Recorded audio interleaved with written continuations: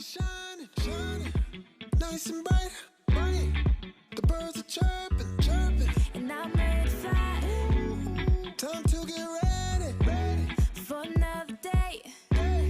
No one can stop us. Oh, we gon' learn to play. Oh, every day we learn and play. We do our best, so we'll be great. You do your best, and I do mine. So let's get ready.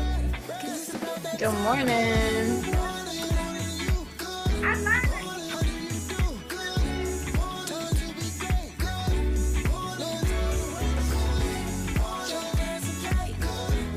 Missed you guys. Good morning. How y'all feeling?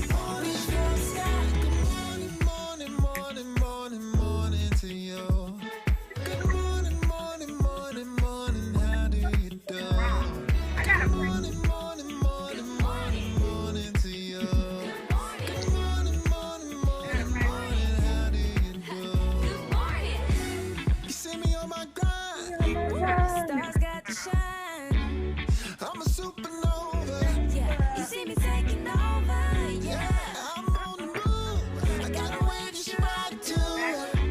So let me hear you say, Every day we gonna learn and play. Morning. I had to take a sip on that. Good morning, y'all. Good morning, good morning, good morning. Barry is back. Tiara Shea Berry. What's good on Winning Wednesdays? We are winning today. I'm in a good mood. Was under the weather.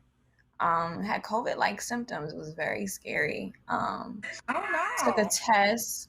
Yeah, that's why I've been away. I took I started having, low-grade fever and then stomach, and then I couldn't really taste like that, couldn't smell like that. And I was just like, and I think I had said last week I had went to the dentist, and that was the only time I think since COVID started that I've ever not had a mask on in public.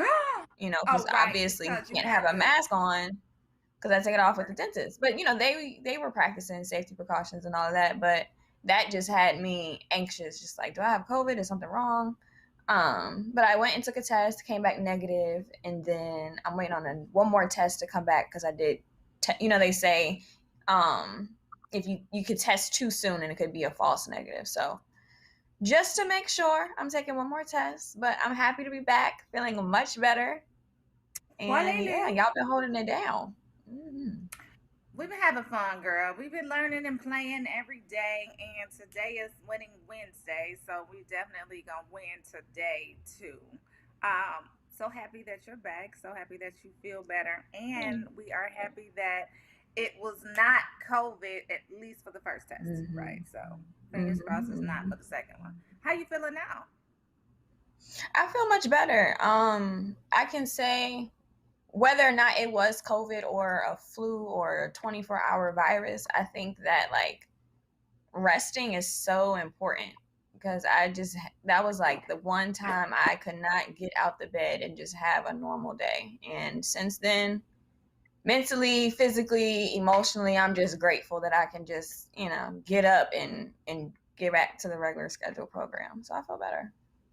Yeah, sometimes it's just rest. What is it? Rest something and repeat. Rest what and repeat. Mm-hmm. Rest, eat, repeat. Rest, drink, repeat. Something like that. Anyway, I thought it was another R. But rejuvenate. What was that? Rejuvenate, maybe. Relax. It wasn't that long of a word. It was like a 2-syllable word. It was relax, rest, relax, repeat. That's it. Yeah. Rest, repeat. Anyway, Good morning, y'all. To Brew Brooks is in the virtual building. Hey, Iris Baker. Hey, Manny. What's wrong? Manny said he needs a smile today. What's going on? Let us know. How can we help? Hey, Nicholas. Good morning. Good morning, good people. Good morning, y'all. Check in. Let us know where y'all checking in from. We know where everybody else is from. We know Manny is in Atlanta. We know Iris is in Chicago. We know Teru is in Atlanta right now. Maybe he's in DC, but He be all over the place. I think he's in Atlanta. Right. But yeah, let me know. Release. Yes, Angelique. That's it. You're right, girl. So what's up? What's going on? There's a couple things going on. You want to go into news stories? Because I got those. It's some tea brewing. What kind of tea? Well, we gotta go to a break first. We just something is wrong with the producer, y'all.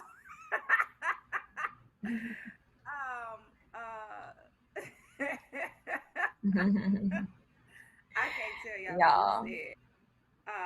Sisters with superpowers. Sisters with superpowers, y'all. Wednesday it's International Women's Month, or Women's History Month. Is it International Women's Month as well as Women's History Month? I think so. Is it just an American thing or is it worldwide? I thought it was worldwide. It might be like International Day, but it's definitely Women's History Month, and we got some history makers, guys. I want to tell you guys about Cynthia A. Trigg, who is focused on helping at-risk youth in Texas graduate. She has Evolution Academy in Texas, and she's the CEO of it. It's a charter high school that serves as a dropout recovery center for at-risk youth. But she is definitely a sister with superpower. I want to talk about her after the break. And then we've got some other sisters with superpowers as well that we want to talk about. Today we have a packed day. So, of course, Shay is back for Women's Month.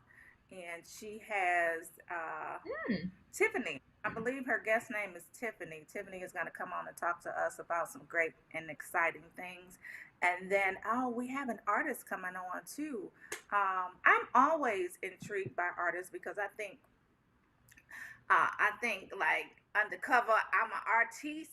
Like I'm a whole pop star. Like I think I'm a whole artiste too, Tiara. And I just haven't those layers back just yet. So I always like talking to them, and every time I'm looking at their art, whatever their art is, I'm like, I can do that. I know I can do that. I can do it. So anyway, we'll talk to those guys. Anything you put your mind to. Yeah. That is, you got to focus on if that's what you want. Have you been writing or working with your son? Because he's a producer. So have you been listening to some of his beats again? Oh, so he lets me listen to his beats all of the time. He just doesn't give them to me. So we need to work. Like I feel as if I should have first dibs on the beats, and he's like, "Yeah, no, Mom, this is not for you." So, but I love when he shares his art with me, right? So his producing skills. I love when he comes to me and be like, "Mom, listen to this beat. It's it's this, it's that," and 9.5 times out of 10, it's fire. And so I told him that I'll send him some songs that I like melody wise, tone wise, instrument wise, and I'll tell him I want a song like that. And he puts me at the bottom of the list. Oh. Yeah. So I haven't had any new music yet. No new music yet. Coming soon. Coming New soon. Portia Monique in the summertime. You know what I'm saying? So Custom is a whole artist too. He got a little bit more experience than I do. You were on Monday, right? No, you weren't. Right. No, last Friday. So he was like, "Come on down to Atlanta. Let's get in the booth." I'm like, "Don't play with me, because I'm a whole artist." Okay. Y'all should. Yeah. Anyway. I love that, TJ. So y'all, Sisters with Superpower coming up after the break. Let's go ahead and take this little quick break, and we will be back. And Tiara's gonna get into her report, and then we're gonna talk to Shay. Let's go. We'll be right back.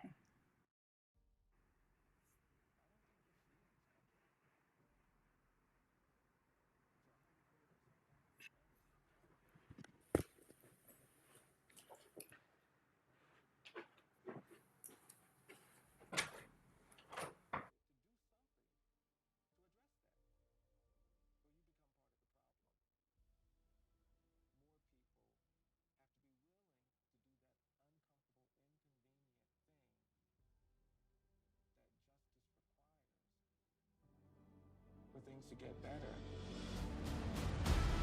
We don't have to fear fairness.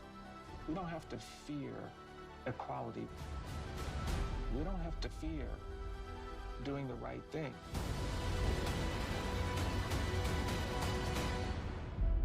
Truth can inspire change. Learn more at eji.org.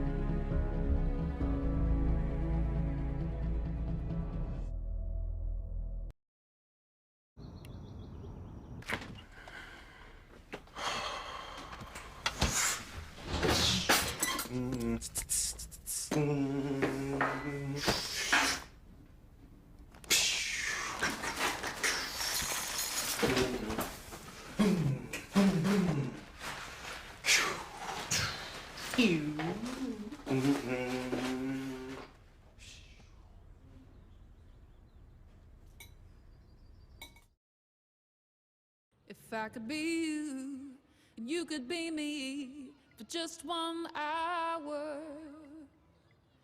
If we could find a way to get inside each other's minds. If you could see you through my eyes instead of your ego, I believe you'd be surprised to see that you've been blind. Walk a mile in my shoes. Walk a mile in my shoes. Yeah, before you abuse, criticize and accuse. Walk a mile in my shoes. Walk a mile in my shoes. Well, before you abuse, criticize and accuse. Walk a mile in my shoes.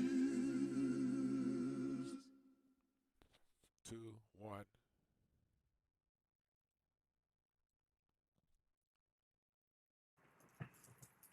Welcome back to the Rolling Out AM Wake Up Call with your favorite host, Tiara the Shayberry and Portia Monique. Let's get into the Sister with Superpower before we go into Tiara's report. So Cynthia Trigg, she's a founder and CEO of Evolution Academy, which is a charter high school in Texas that serves a dropout recovery center for at-risk youth. So she has 25 years of experience in education from serving as a teacher, assistant principal, and principal. She knew that there was a need for a different approach to learning, and she founded Evolution Academy in 2002 and has graduated over 2,000 students among its 3 campuses, Beaumont, Houston, and Richards campuses in Texas. She considers her superpower to be the ability to be strict, firm, fair, and compassionate. Come through. I like that. I think a lot more people need people to be strict on them, need people to be hard on them, fair, hard yet fair, but also compassionate. So kudos to her. She said the skill sets or qualities that make her an African American female leader is that she is a communicator, caring forward. A lot of the times that's what people be missing in my eyes, because I try to be as straightforward as possible, and sometimes it comes off different, a little brash. People say it's just unreceptive. So anyway, she says she's a communicator who's caring, positive, very straightforward, diplomatic, and tactful. Maybe that's the piece that I'm missing, the tact piece. So nonetheless, shout out to her. Kudos to her for opening Evolution Academy in Texas. That's amazing. Yeah. Sister with superpower. Yeah, definitely superwoman. Yeah. There's so many amazing things that you can get out and do and pay it forward. And it's great to see, and we talk about this all the time, Black people specifically taking it amongst ourselves to do good things for the youth, for the next generation, using their experiences to mentor, teach, and grow the next generation of youth. So God bless her, and definitely she's a super hero. Wakanda forever. Yeah. So every day we're going to be spotlighting sisters with superpowers. The culmination of the spotlighting will take place on March 26th and 27th for our annual Sisters with Superpowers event for Women's History Month. Save the date for Sisters with Superpower, the event, March 26th and 27th. So you'll see a woman spotlighted every day up until. And if y'all don't, remind us, because sometimes we forget. We human. I'm just saying. Yep, definitely. Let's get into the report. Let's talk. All right. So, the COVID-19 vaccine, a lot of people are doing it and getting it. And now Johnson & Johnson is the official third COVID-19 vaccinating brand. So what that means is that you know about Moderna, you know about Pfizer. Now the Food and Drug Administration on Saturday cleared Johnson & Johnson as a shot that works with just one dose instead of two. You know, the other vaccines previously mentioned, you have to get one shot, wait about 2-3 weeks, maybe even a month, and then go back and get your second shot in order to get about a 94 to 95% efficacy rate against the coronavirus virus. So, as you guys know, Corona has killed more than 510,000 people in the U.S. alone, and is mutating increasingly and in worrisome ways. So as it continues to mutate, it's even more important that people are protected against the vaccine, the virus. The FDA has said that J&J's vaccine offers strong protection against what matters most: serious illness, hospitalizations, and death. So just because you get the vaccine does not mean that you're immune to the virus. It just means that it's, one, protecting your body from the virus and being able to fight it off. Same thing that people say with the flu vaccination, that if you catch the flu, you'll have very mild, if not any symptoms. According to J&J, it's 85% protective against the most severe COVID-19 illness. And they've done a massive study spanning 3 continents and said that protection remains strong even in countries such as South Africa, where the variants of most concern are spreading. So J&J has already provided millions of doses, and shipments to states could begin as early as Monday. So that was, just this past Monday. They're saying by the end of March, they expect to deliver 20 million doses to the U.S. and 100 million by the summer. The company aims to produce about 1 billion doses globally by the end of the year. What you think? Okay. So I definitely think that it is a good thing, right? So it's always good to have options. But from what I heard, and I'm not exactly sure because I haven't investigated this myself, but I've heard it from several different people who have either gone to get the shot or is going to get the shot, that you don't get a chance to choose which vaccine you get. So depending on the site that you go to, they offer, whatever it is that they offer. So you don't know if you're going to get Johnson & Johnson, Moderna, or Pfizer. And so I don't know, I don't know. So I think it's a good thing. Right. It's out there. It's vaccinating people. What I do also think is that we're experiencing a surge in travel. So I think people are getting the shot, the vaccine, and thinking that it's making them immune, and they're, that's not. Just, yeah. So Fauci says, take either one. He says they will work. Just get one. But you do know, Tiara. So this is what I've also heard as well.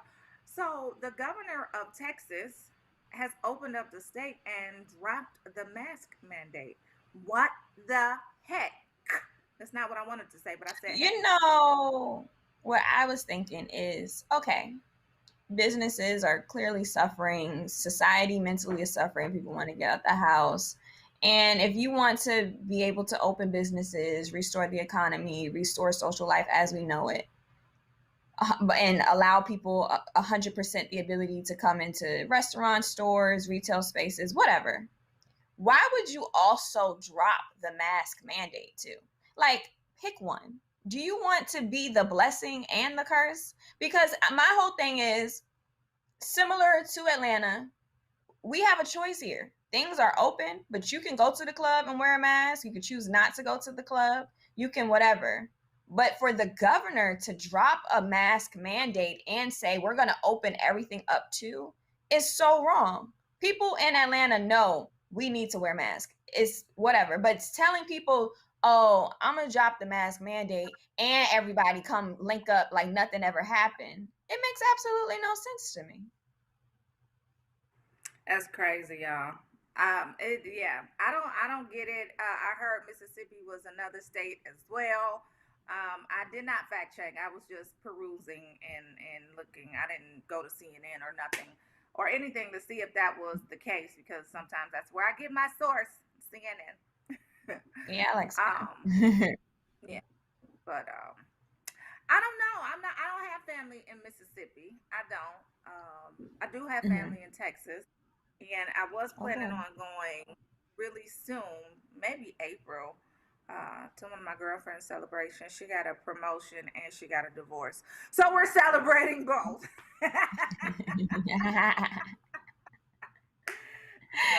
You know, blessings come in mysterious ways. Right. But I don't know if they don't have a mask mandate. I might have to join the Zoom call. Like, hey. And it's just for, you know, Texas is going to be interesting, from the weather to the what is it when the lines for the gas companies and the power companies there overcharging and surcharging people thousands of dollars on their bills after, you know, lights went out and electricity and utility. Texas is a mess. You got Ted Cruz going to Mexico and things going in array, and now the governor is doing this. So I think they both need to resign, and Texas really is the Lone Star State. Not resign. You want them to resign? Resign. Because obviously they don't feel like doing their job anymore. I think that's what it is. I think that so many people are so tired of dealing with COVID. They're just like, whatever, do what you want to do. Free will. Yeah, can't wait to vote them out in 2022, y'all. I want to go back to Facebook before our esteemed guests come on. So Iris Baker says she hopes that you're feeling better, Tiara. Your mom is on. Good morning, Tammy. Yeah. Lola Bradshaw checking in from Detroit. First time listening. Welcome, Lola. What up, though? I'm in D too, girl. Tanya Jerry Osborne is checking in from the Bronx. Good morning, D from Denver. Tanya Jerry Osborne said IWD is on 3-8. What is IWD? Am I missing that? What's IWD? Does that sound? Kathleen Colin is in the building. Oh, International Women's Day. That's the day. Got it. You're so smart. So smart, girl. Teru's throwing it back at me. I'm catching it. Porch Monique is in the house. Shirley Carter, beautiful Philadelphia. Good morning. Girl, guess who's in the comments and is watching the first King James? I know he better not say nothing smart. Oh, too late. Iris said, what's up to the people? It's up to the people in Texas to stay safe. Drastic announcements from Texas always mean a cover up with that leader. What he did during the morning chaos there. He's covering up something in the home state per usual. Of course, as soon as I mention his name, Tiara, he appears. See, there you go with your man hating Black Widow ways, Portia. Oh wow. I'm just saying, all this hate in the morning, I just don't understand. How was your girlfriend's divorce a celebratory moment? No, that's definitely a celebratory moment. I just said we're celebrating too, military. She got a promotion. She's the director of her hospital down there, and we're celebrating her divorce. She's moving on. She's growing, and yeah. Doors new chapters, new beginnings. New beginnings are always something to celebrate. Always. Thank you. Speaking of somebody, speaking of somebody who's interested in possibly a new chapter is Will Smith. He says that he might be stepping into politics one day. So he teased the idea of running for political office during an interview on Pod Save America. He joined the host of the show to promote his new Netflix docuseries, Amend: The Fight for America. And he also discussed his personal interest in politics. So the podcast is hosted by a group of former aides to former President Barack Obama. And when he was asked, how he feels about, in the U.S., the 50-year-old actor emphasized that he absolutely has an opinion when it comes to activism, systemic racism, and ideas for the country's future. So, after the 6-episode series, he says that for now, let that office get cleaned up a little bit. I'll consider it at some point down the line. I will certainly do my part, whether it remain artistic or at some point venture into the political arena. So, guys, what do you think? Do you think that celebrities should become politicians? I mean, we've seen who the last president of the United States of America was, but I also feel like even someone like Kamala Harris is now considered an influencer of some sense, and lines are blurred in terms of what's a politician and what's a celebrity. So what was the office that he hinted at? What was the office that he hinted at? Was it president or was it like governor? No, he was just saying politics in general, just running for office. He didn't say, I want to be the president. I don't see him going for mayor of any city. So it would have to be like either Congress or governor in my eyes. If not president, but I don't know. He's wildly popular. People would probably vote for him. I don't know.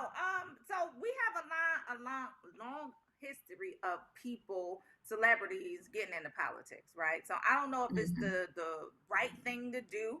I don't know if if their perspective is so much more vast than like a common lay person. I don't know. Cool. Listen, I'm not here to judge anyone. I'm not stopping anyone's. I'm not a dream killer. Go for it. I do think that he has a worldwide perspective when it comes to just experiences versus someone that was born in a city and ran for mayor and then is governor. Maybe they don't have as wide an experience as well. I'm here for it. I'll vote for him. Yeah. Good. Yeah, I believe it would be cool to see Will Smith in the White House if it came to be, because he is, just a good person, it seems, but also it seems like his family, I think his son Jaden has the Just Water, and he's all about safe water and emphasizing the importance of climate change. And I think Jada just came out with her own fully sustainable like toothpaste and deodorant and like all of these other things that are just great for the environment. So no plastics are used, a lot of recyclable. So they're into that stuff. I mean, Arnold Schwarzenegger did it, so why not? Arnold Schwarzenegger, Ronald Reagan. Ronald Reagan became president. A couple people in politics. Yep. Moving right along. So another these are all kind of just good stories today. Jay-Z's Ace of Spades earnings have been speculated by Forbes. So as you know, Jay-Z has always been the one to get to the bag. And in this case, they have estimated that the deal was estimated at a value of over $600 million, which he sold 50% to LVMH Moet Hennessy of his Armand de Brignac, which is also known as Ace of Spades, the champagne brand. So let's do the math. If the deal was estimated at a value over $600 million and he sold 50%, that means Jay-Z would net a minimum of $300 million off of this sale. Very, very, very lucrative decision. It says that Forbes evaluates the Ace of Spades as approximated $630 million, with analysts speculating that Jay-Z is estimated to pocket 315 of those millions. Already boasting a net worth of over $1 billion, making him the first rapper to hit the financial milestone. This latest money move is but one of many lucrative developments for the entrepreneur. And he's also being celebrated amongst his peers, such as near billionaire Dr. Dre. So, how does it sound? $315 million. Those are the type of sales that I want to make, right? So you can either get to your billions by selling a lot of something that costs a little, right? Or you can make one sale for 300 million and be done for Jay-Z probably Ever. month, right? Be done for like the year for me. Like if I can make one $300 million sale, like I would chill for a second. I don't know how long that second I would chill for my life. I would chill for my life. I don't know if I chill for my life. I would definitely chill for a second, you know. I don't know. I would definitely become philanthropic, you know. Mm-hmm. After making 300 million and just at one time, the grind would end for me. It's all about, all right, I'm a mentor, give back, help, invest, similar to what Jeff Bezos' ex-wife is doing.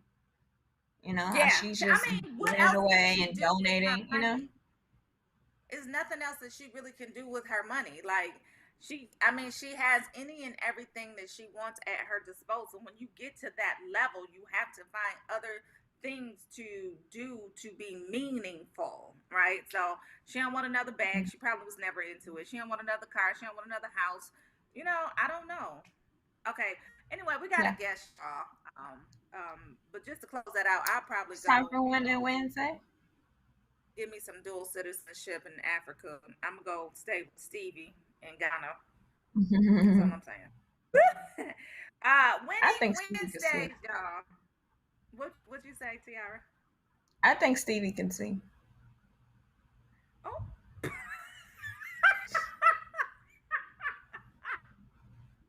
I think he's moving to Ghana because he likes the way Africa looks.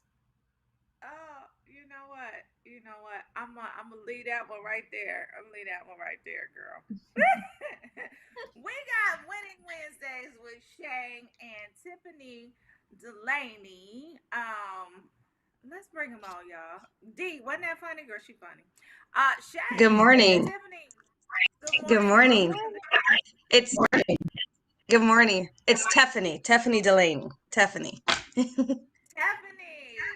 Yes. You could have told me that. There we go. Oh, I just did.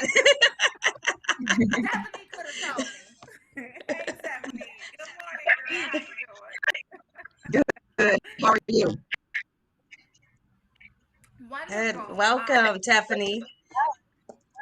Oh, we've got a slight echo, y'all. Yeah. Okay, something. Yeah. Okay.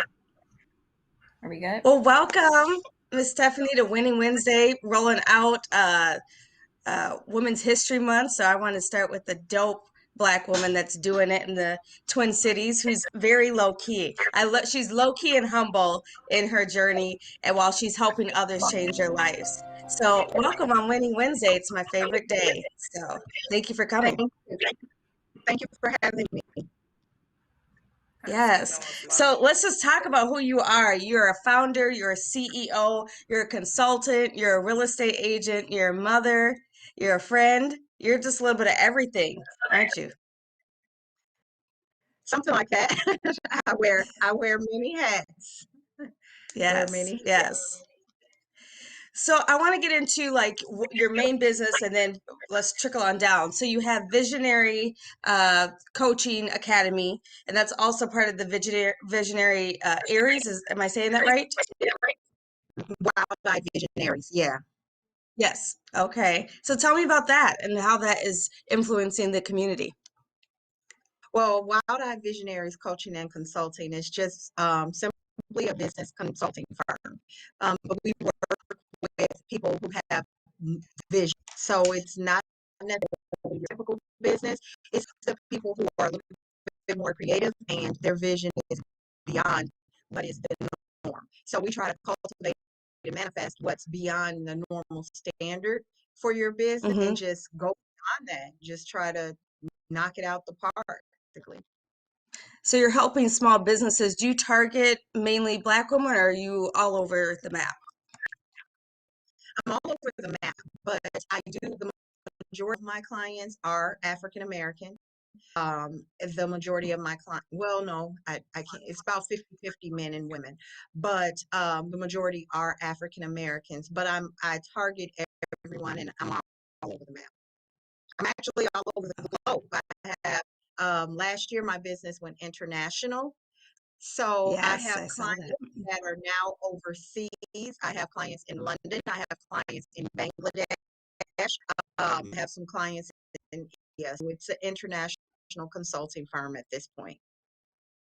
That's amazing, amazing. Well, way to do that. Look at you just glow up during the pandemic.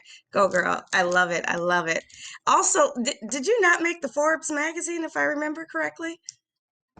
Not Forbes, Yahoo Finance. Oh, Not Forbes yet. You speaking that into Forbes? Okay. New York Times? Was it New York Times then? yeah, the New York Which Weekly one? actually. Okay. So tell us about That was that. So you made, that was the top 10 entrepreneurs of 2020, top 10 women. And the number one was Sarah Blakely. So it was a little bit of a treat, to say the least, to be honored in that way. And then just recently we did they did the top 10 powerful women of 2021. okay. So that was a Yahoo article. So that was an honor as well. Yes. So I take So huge you're just pride. making the top 10 in every cat on and everyone's magazines and stories. I love it. I love it. Thank you. Yes. So you started something last year called Black by Black. Tell us about that and when did that start? Blackbyblack.com is a marketplace, an online marketplace, similar to Amazon. However, of course, not on the scale of Amazon, but started somewhat behind the COVID-19 shutdowns that happened here in Minnesota. Well, Okay. right after we opened up in the state, I want to say it was 4 days after, that's when the unfortunate incident happened with George Floyd. And then, of course, the civil unrest, the rioting, and the looting Right. started.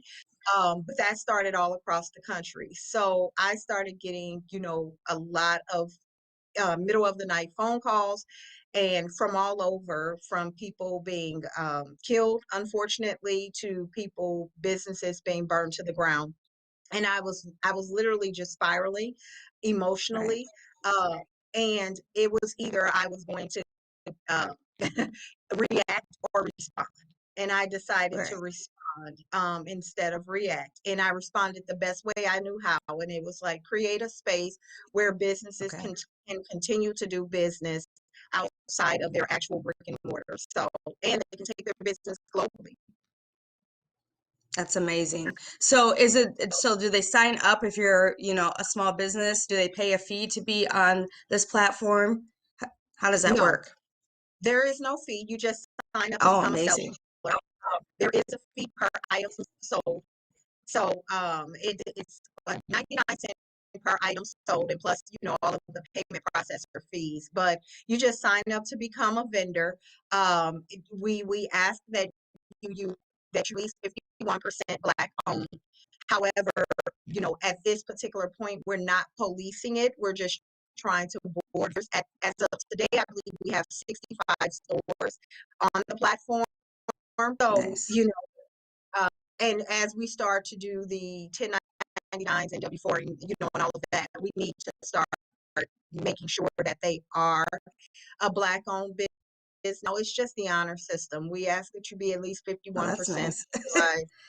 Otherwise, you I mean, I love what you're doing, right? You're helping people, that need to get back on their feet and get reach a wider audience. So that's great. But yeah, so 51%. So if anyone's looking, 51%, you can be able to check this out. Then you have a third business called Chapters Black, correct? Well, actually, Chapter Black part of Black. Okay, so what So part is that? that is the Oh, ebook platform. Can you hear me? Seems no, like a we little cannot. feedback. Yep, there's some feedback and it's crackling. Not sure here. I'm actually in Texas. I know. Visiting I know you Texas. are. That's why I was like, that's why, girl. Yeah. So we might be a little rough here, but I'm making it. Yeah, I'm doing it's the best I up can. and down. Yeah, Okay, well, I'll yeah, try to speak as loud as I possibly can. But Chapter Black is an ebook form, a Black authors collective. So, we just load books, we read books, we share books, all of that in a space. So it's very similar by Black. However, it's for books. And I encourage, anyone who's got a book to put it on the Chapter Black platform. okay. And then are people able to buy the books that they're putting on that platform? Yes, you're able to buy the books. You can download the books, or you could read the books. It actually has a text to speak, so speech. So you could listen to the book in an audio Okay. text. Yeah, and that actually is funny you brought it up, because that's launching this month. It hasn't launched yet, but it will be Okay. launching this month, during History Month. Okay. So get your Black books in But there if you're an author. I know some dope authors right here in the Twin Cities that have just launched some books in the past year, so that would be a great platform for them. So you got three or four businesses, and are you still selling real estate too? Because I know you're a real estate agent. Yes, I'm a realtor. There's a difference there. But yeah, so I'm in Minnesota and Missouri, so I actually do real estate in 2 states. Okay, tell us the difference between a realtor and a real estate agent, just in case people don't know. Is a member of the National Association of Realtors. So basically, we're held to a different standard. There's a code of ethics that we follow. Okay. And I mean, that's to summarize it, but it's a member of the National Association of Realtors. The real estate agents, typically they are not. Not saying that they have any unethical behavior, but Okay. they're not held to the same standard of accountability. Okay. All right. See, I didn't know the difference. I just learned something. That's amazing. So Yeah. if someone's starting off or needs branding or is just kind of having troubles, structuring their business, that's when they would contact Wide-Eyed Visionary Aries, right? Correct? Typically, yes. I don't do a lot of startups at this point. Most of my business owners are business owners that are looking to scale it and take it to the next level. Okay. So this is for people that are already in business and then need to just take it and bump it up. So are you doing websites and rebranding of what their existing business then? Not necessarily. So Okay. if they are, the website is the package that we offer, but that's Okay. it's not a website package. It's a digital footprinting package. Okay. So the bottom line is, in this day and age, the first decision is made whether or not a person is going to do business with you is once they Google you. We Google everything. We Google if we want to go to run and eat. So my objective with my digital footprint package is to make sure that you have a strong digital footprint. If someone can Okay. Google you, they deem you to be quote unquote credible. And they can read your reviews and so forth. So the website package is simply a part of the digital footprint package, but it's a package. But we do work with startups. Don't get me wrong. We don't turn down any startups, but those startups need to be prepared for acceleration, because we work very fast. Many of my clients will tell you, I can take something out of their head if they're just discussing it. Usually it's mumble jumble. I can take it out of their head, and we're bringing this thing to life. That's amazing. So for those business owners that need to take their business to the next level, please reach out to Miss Stephanie and she can help you with all that. For those that are looking for to start selling their products online, reach out to Miss Stephanie. Can you please give how they can find you, your website, and all of that? Sure. It's StephanieDelaney.com, and that's T as in DPHAAIE. So it's like Stephanie without the S. Black folks, Right. we got Yeah, to always explain our name. So Stephanie, drop the S, Yes. Delaney, DELANEY, StephanieDelaney.com. Okay, and then the website for the other two businesses are? Black by Black, and that could actually be found on StephanieDelaney.com as well. But Black by Black, just as it sounds, BLACK by BUYBLACK.com. And again, if you have a product or something that you sell or you desire to sell, just become a seller. You can click become a seller. There's a few sign up, and your online store is open in a matter of 5 minutes. Wow, that's amazing. Well, we love everything that you're doing. I think you are winning on so many levels. I'm so glad you were able to kick off our Women's History Month. You are making amazing history, Tiffany. Kudos to you and your journey. Once again, reach out to her for these Black-owned businesses that want to take their business to the next level. I think she can take you all the way to the top like she's going. So, Thank you so love much. it. Yes, thank you. Ladies, you have any questions for her? We can't hear you, Portia. We can't hear you. Oh, sorry. Hear us? She was great. I love Tiffany. Yes. Without the S, Tiffany. I got it, girl. My life. I got it. That's it. Yeah, That's she's it. That's great. all.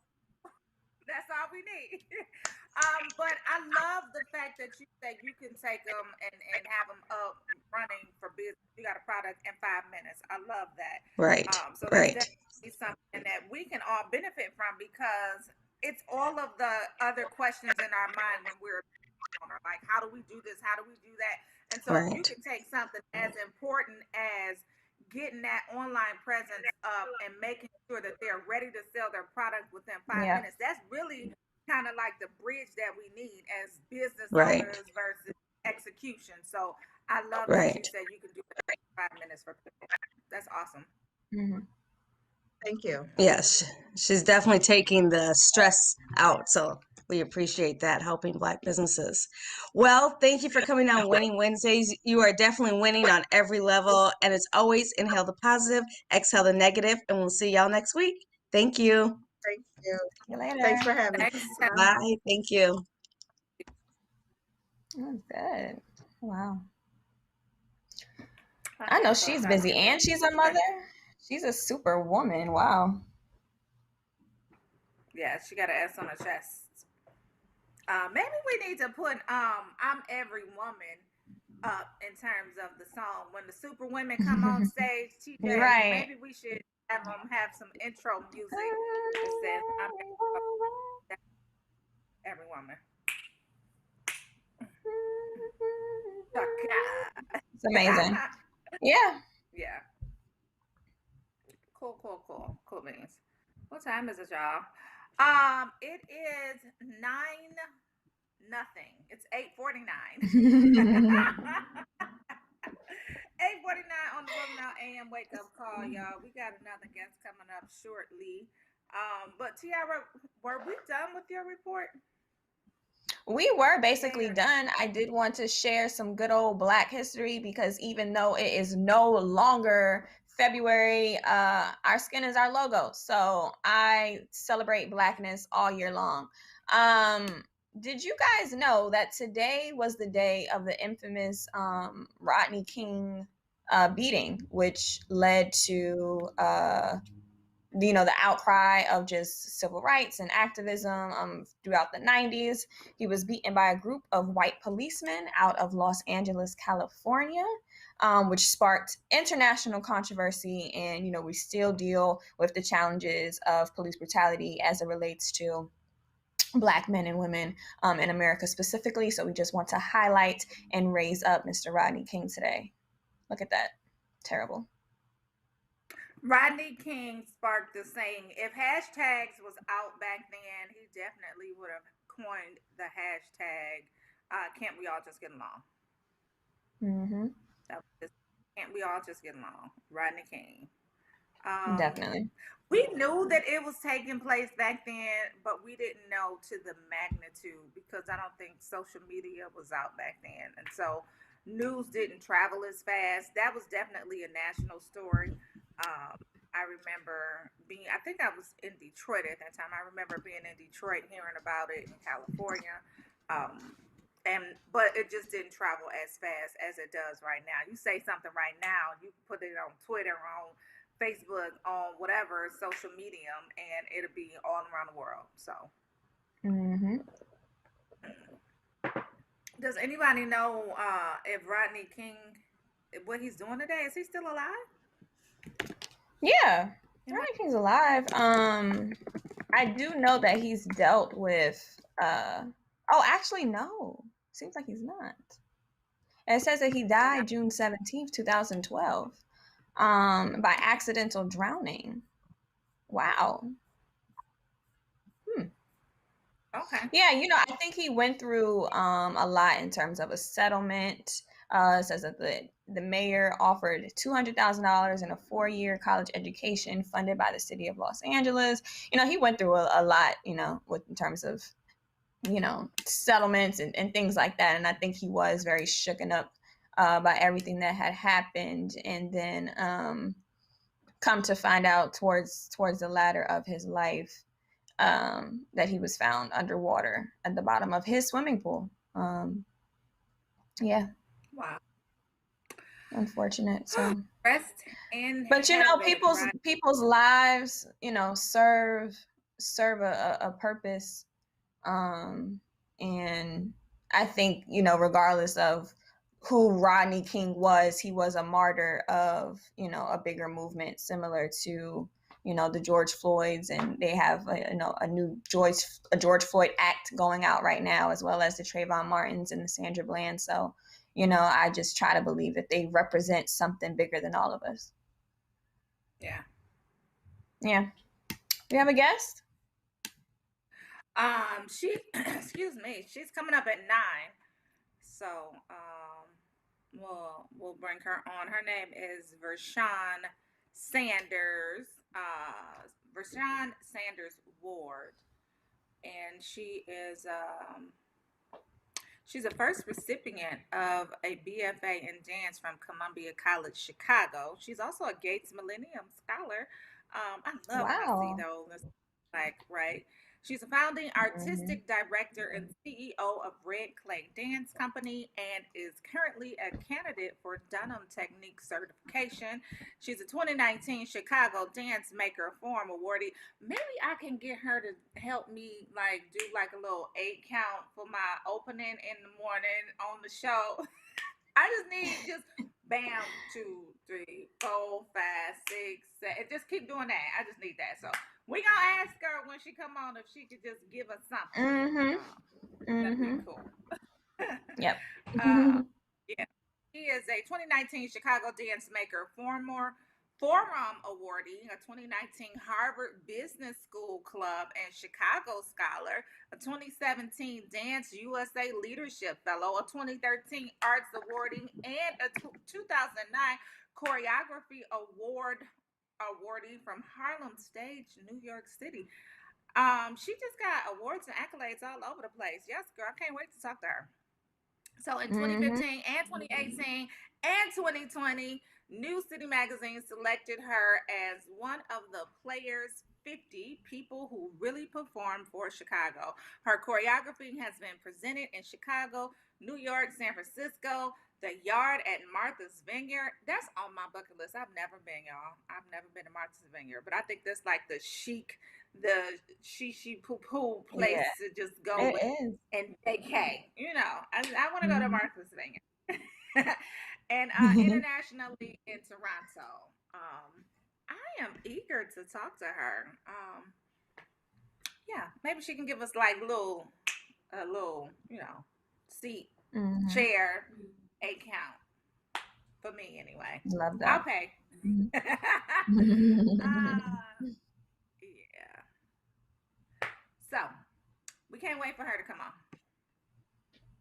But before she comes on, speaking of 8 count, so Tiara, I got a chance to speak with Lorianne Gibson. She's also a choreographer, and so she She did give me like a little cute 8 count, but I gotta review the video because I wasn't getting it this morning. I thought I was gonna be able to just be like, okay, I got it. That wasn't the case, so I gotta relook at it. But she just launched her book called Dance Your Own Dance. She was very, she told us what it meant for her to be a sister with superpower, and she also told us what success means to her.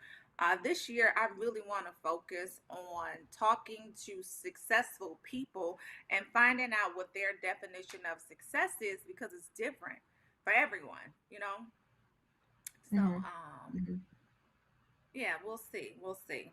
What's your definition of success, Tiara? Where you are now in your life? My definition of success is peace of mind. Hold that thought. Okay. I was gonna say hold that thought because we got Rashawn coming on. But let's go with it. You said peace of mind. Yeah, peace of mind. Being able to just be content and happy. I think a lot of times growing up, I attached to success to things, and I think we live in a world where that's taught. Once you get this, that makes you successful, and I think the most successful thing that you can have is inner peace and happiness, and joy and love, and all of the things that aren't necessarily tangible, but you can feel, and experience. So that's what my definition of success is, but that might change. But I think I'm stuck on that. I definitely think that the definition of success evolves for everyone, right? So ideally, when you're a child, you're like, this is what it means, marriage and big house and big car and lots of money. But when you talk to people who obtained lots of money, they like, that ain't it. That's not it. That's not it. Like the whole money aspect is not it. But we'll talk about it some more as soon as our guest is as soon as she's done, let's talk to her. Let's interview her. Rashawn, good morning. Good morning. Good morning. Hey, Can you hear me okay? Yes. I'm well. I'm well. Good to see you all both this morning. Good to see you as well. I'm loving that color on you. Thank you. I had to bring some sunshine. It's still cold here in Chicago, so. Yes, girl. It's cold in Detroit too, so I do understand. You about to make me start singing Babyface song every time I hear it. You said sunshine, sunshine, bright in my life. Yes. Girl, Need that. Absolutely. So we're talking to you. So I gave everyone an overview of your background. You hold an MFA in dance from New York University, and you're the first recipient of a BFA in dance from Columbia College. You're a Gates Millennium Scholar.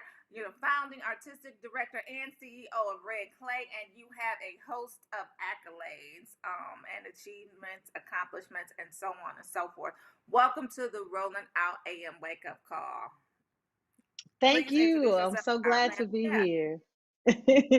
Yes, my name is Rashawn Sanders Ward. I am the founding artistic director and CEO of Red Clay Dance Company. We are an Afro-contemporary dance organization in Chicago, Illinois. We're based on the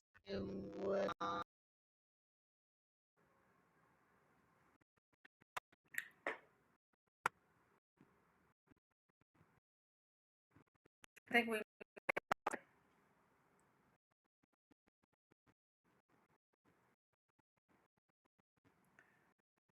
Yeah. I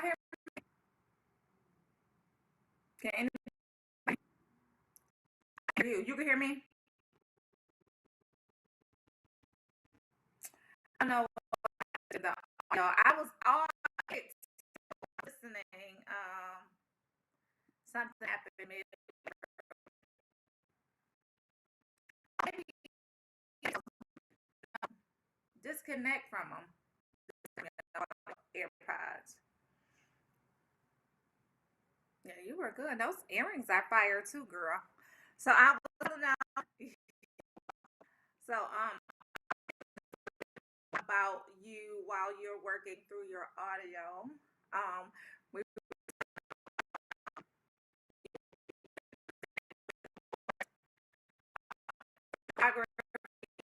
at the ideal places that I want to visit and vacate. I just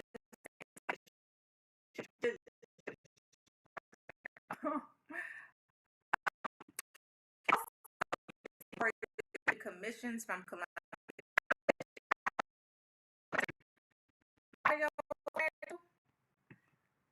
Can y'all hear me on Facebook?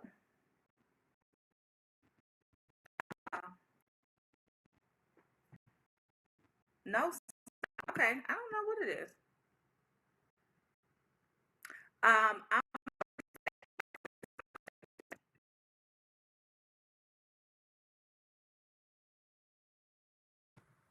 I'm back. Can y'all hear me now?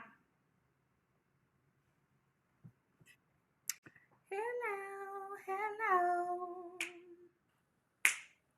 Yeah, I have no idea what happened, Pat and Taru and D. But I wanted to finish telling y'all about Rashawn because we still can't hear her. Going back to her accomplishments. This is so weird, guys. Yesterday was weird for me because y'all remember I had to do it from my phone. But today is just a little bit. Rashawn, you there? I logged back in. Hey, Can girl, you hear hey. me? Yes. Hey. Man, these technologies don't want to be right sometimes. They don't want to make us great. They don't want us to be great. It's too much. It's just too much wonderfulness on this screen right now. That's the problem. So continue telling us about who you are, what you're currently doing, and all of the magic that you're creating. Yes, so we are actually in the process of building out our very first space. So we're creating a center in Woodlawn. Actually, it'll be a couple of blocks away from the Obama Library. So I'm very excited about that. But yeah, we've been based in Chicago for 12 years now, and we are finally have secured our own home. And for dance, you need that. You need a dance studio floor, you need mirrors, you need all those things to make the magic happen. So we are so excited to be in that build out process, and hopefully we'll be opening this spring if all things go well. And we're just going to continue to stay focused on our impact areas. We are an African and Black African diasporic dance company. So we want to uplift the voices of the diaspora. We want to support Black women. Our dance and touring company is an all-female dance ensemble. So us supporting Black women is very key. And then creating accessible excellence. We want to make sure that young people all around Chicago see the excellence in dance, performance, and training. And by showing them that, to understand that it's possible for them, that I can, pursue this as a career. I can pursue the arts as a career, and that it's possible. And so I know there's so many talented young people that just don't necessarily see a career in the arts, but we want to show them that it is possible. And that's what our education programs are about, both in the community and in the school. So we work in both ways. Okay, so what's your target market like? What's your ideal age group for your students? Sure. So currently with COVID, we're focusing on third grade and up. Typically, we take students as young as 3 years old, but that's kind of a challenge to keep them away from one another. They're social. They want to hug. They want to, hold hands. They want to play. So we typically start at age 3 up through adults, and we have community classes for just folks that just want to get back into dancing, and then we also have pre-professional and professional classes for dance artists that are just wanting to grow their craft. And with our touring company, they're generally adults over the age of 18. Most of them have studied or trained in a professional program or in college. And then we have auditions to find new dancers. So right now we're back in rehearsals. We're learning how to dance in masks, which is not hard, which is not easy, I should say. And we're preparing for our spring event, which is in May, which will be a virtual concert that we had to reschedule from last year. Okay. Let's get into you for a second. Journey wise, how did you get into dance? How did you become interested? And walk us through you being a little girl, I assume, I don't know, up until you being owner and entrepreneur and getting all of these awards. Yes.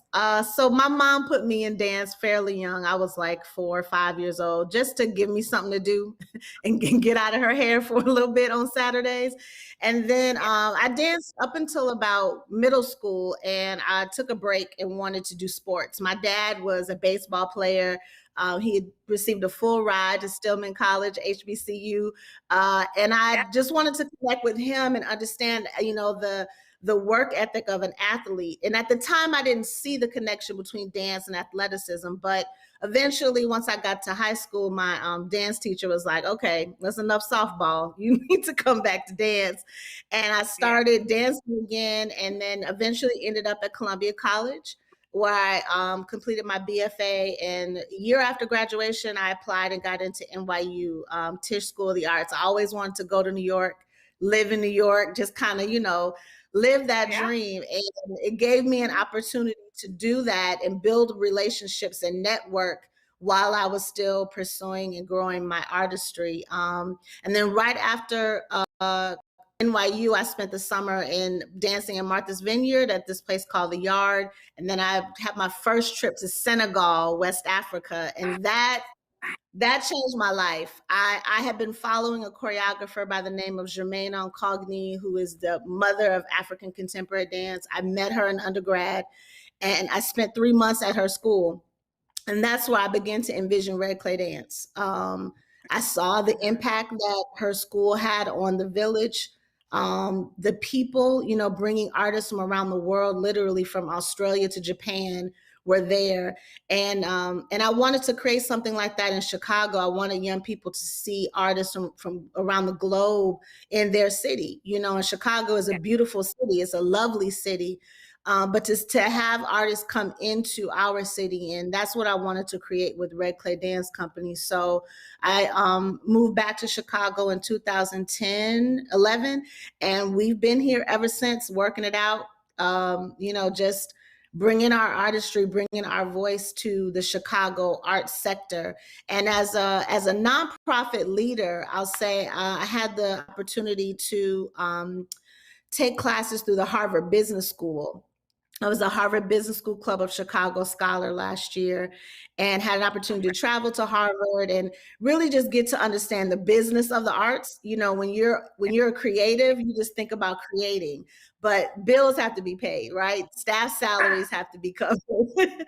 And so I had to learn about, okay, what is the business of the arts, and how do I support my artistry? So learning about grant writing, learning about corporate partnerships, learning about how to cultivate individual donors, supporters. That's been a 12-year process. And then building a strong board of directors. That is, connecting with the business and all the sectors to get a great group of people that will help you move your organization forward. So that's been my process. I've definitely leaned and gleaned on other folks along the way. Like, let me see what's going on over here in this sector and see what the tech world is doing.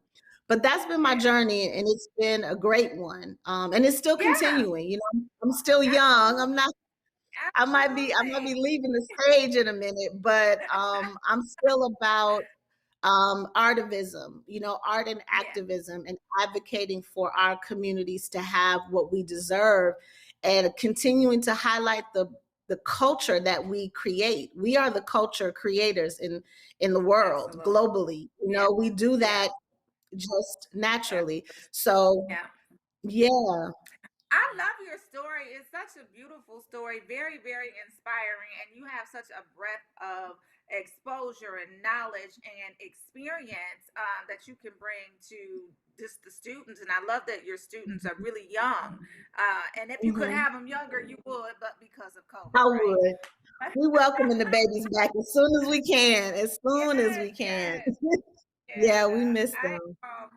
Yeah, I remember taking ballet when I was very young too, Yes. and Okay. but I never really got into dance. You know, they tell me I'm stiff, and I'm just not. I'm that. I did like a little, Oh, I did like a little June bug challenge, and everybody laughed at me, so I took it down. I was like, oh I'm just gonna play. no. Yeah. Everybody can move. Everyone can move. That means everybody can dance. However you express, it's expression. It's expressing you, Okay. Yeah. When you I'm tell them gonna that's ask you for a me. little. I'm gonna ask you for a little 8 count because you know during our show we come on and we supposed to be dancing and I'll be doing something like this, Okay. girl. So I'm like, I need a little cute 8 count that's gonna be like this. Yes. I got you. I got you for Thank sure. you. I appreciate it. I appreciate it. Yes. Now, so we are just beginning Women's History Month, and you know, we're celebrating sisters with superpowers. You are definitely a sister with a lot of superpowers, but give us one superpower that you would say is like your most descriptive, like your best Mhm. superpower. If you had one superpower, what would it be? Visioning. I come up with way too many ideas, and my board and staff are like, we already got 5,500. You want to add one more?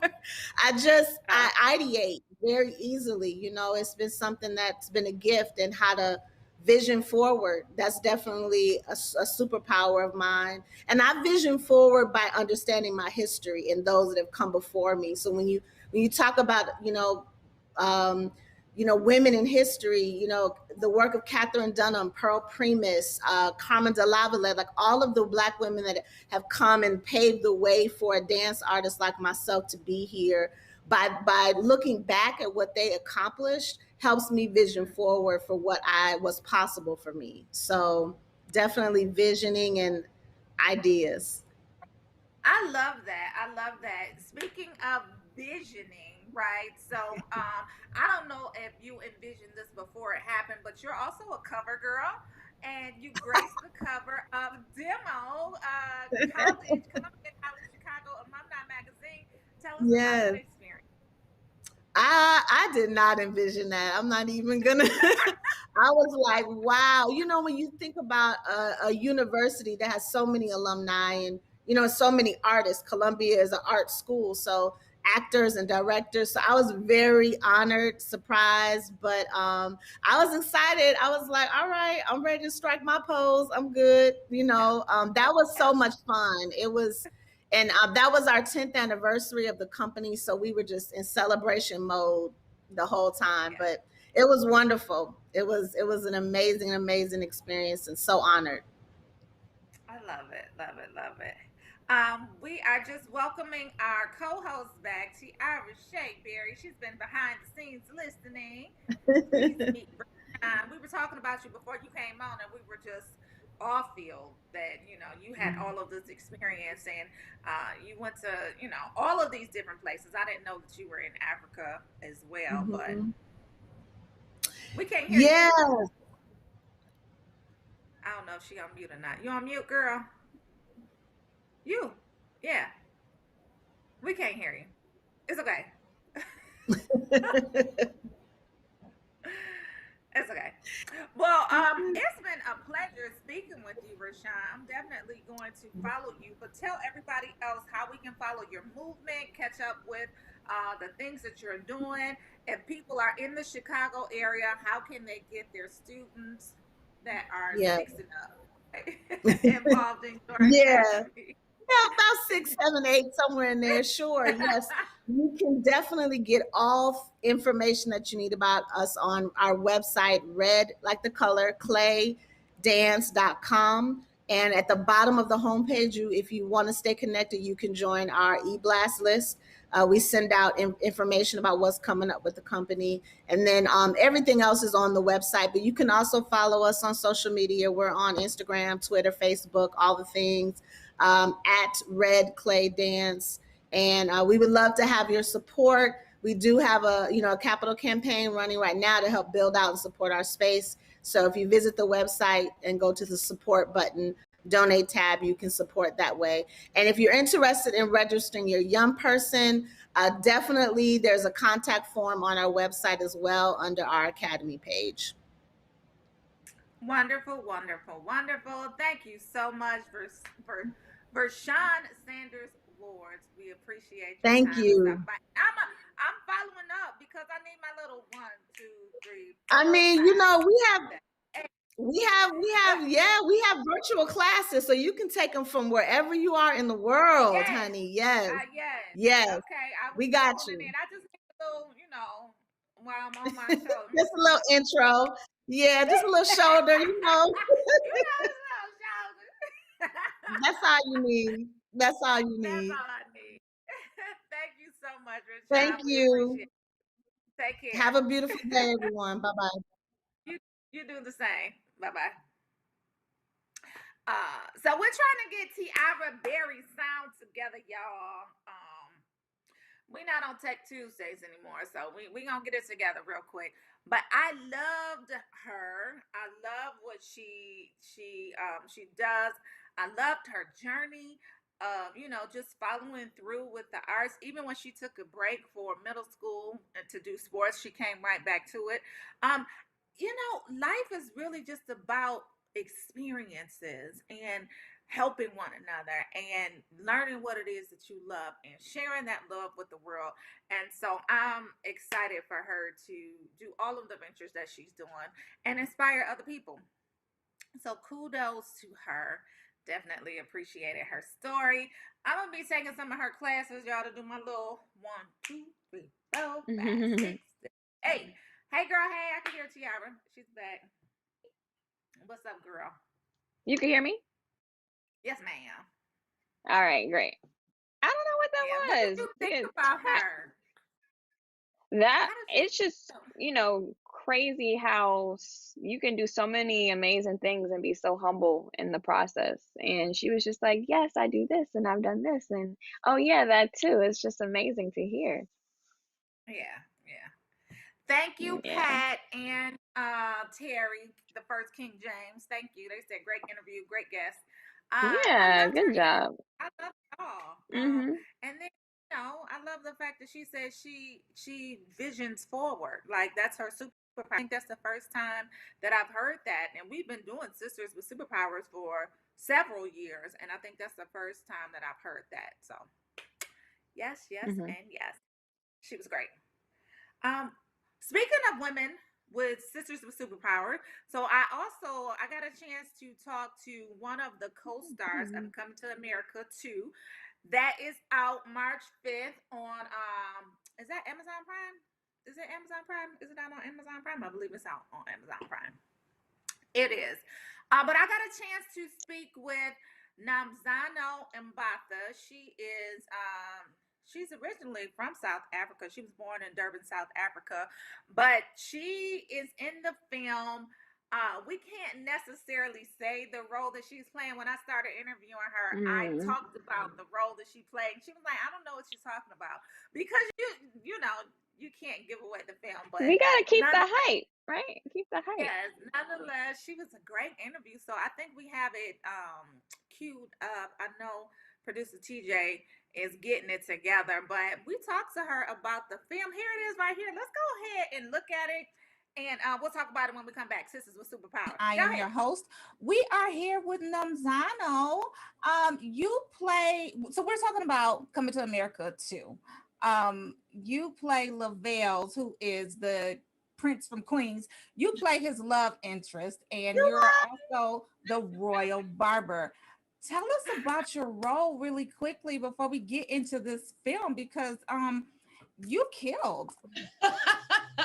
Thank you. You're welcome. Definitely not. I'm not quoting myself on no love interest. I know nothing. Okay. I don't spoiler alerts. Yeah. But Yeah, thank you. I mean, shooting this film was, such a great pleasure. We had such a beautiful ensemble cast. It was a party every single day. I mean, can imagine. how Craig Brewer was able to hold that set together with all of us just having a hoot was just like beyond me. But for me, this is, it's awesome. It's my coming to America story because, it's my first role in Hollywood and it just so happens to be in Coming to America. So it's the narrative of my life right now. So I'm really Yeah. Yeah, I was going to ask you that because you're originally from Africa. You were born in Durban, South Africa. And you literally get your first major Hollywood role in Coming to America. Did it mirror your life? Like, tell us about the whole process. Tell us about that process. I mean, for me, I had been working already in South Africa as an actress, as a philanthropist, as a humanitarian for the United Nations, and also, faces of different brands, Neutrogena and Puma.